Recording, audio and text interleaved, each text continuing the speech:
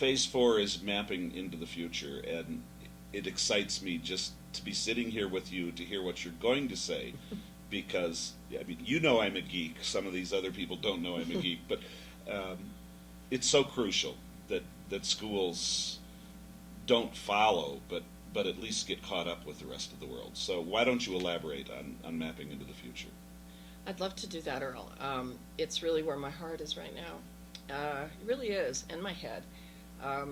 I think one of the things that's happened for me as I've looked at maps and looked at mapping is the startling realization that a lot of well-intended work, state-level work sometimes, classroom teacher, all of us, me too, I think we've worked very hard to provide the best education we can, but the more I'm out there working, the more shocking it is to me how dated, how absolutely dated a lot of curriculum is, and a lot of our approaches, and I see it in the maps.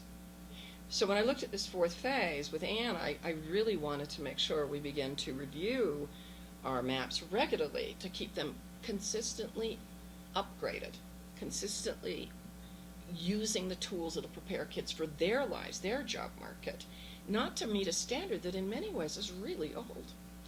As you know, I travel a lot overseas, and I think there's always things to be learned.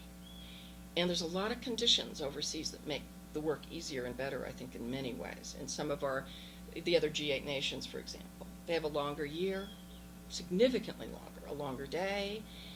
There are also some of them, like Australia, for example, where I was just working, they're really, really looking ahead. 2010 is going to be a big year for them, and they're galvanizing their country and really looking at some adjustments and changes in curriculum for what they call Australasian economics. I mean, look where they're located, and they're thinking ahead. I don't see that enough in American schools. I worry about my own country that way. I have a good colleague, Beth Beckwith from Minneapolis area, who was telling me about their baseball team, the Minnesota Twins. I'm a big Yankees fan, and the Twins are a very good team. I will give them that. But how their baseball caps have a T and a C, and one of her colleagues mentioned that that's really how we should be viewing technology and curriculum, as the T and the C integrated. I thought it was a perfect thing. It isn't. It's a great one. I want to now. I'm almost prepared to buy a Twins cap, but I don't think my family will let me do this.